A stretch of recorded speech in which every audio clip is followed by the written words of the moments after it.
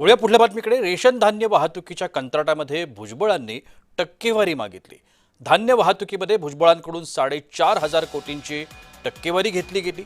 26 वर्ष वारंवार त्याच कंपन्यांना धान्य वाहतुकीचं काम दिलं गेलं, असे थेट आरोप सामाजिक कार्यकर्त्या अंजली दमानी यांनी केले.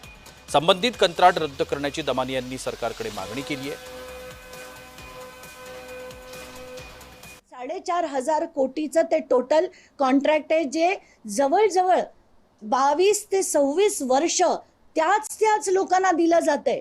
आणि हे का होतंय? आणि हा पॅटर्न हा सगळ्या महाराष्ट्रातल्या सगळ्या टेंडर्समध्ये आहे.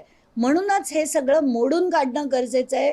इतर लोकांना जर आपण म्हणतो संधी मिळाली पाहिजे, आता ती संधी ते योग्य असतील तर मिळाली पाहिजे.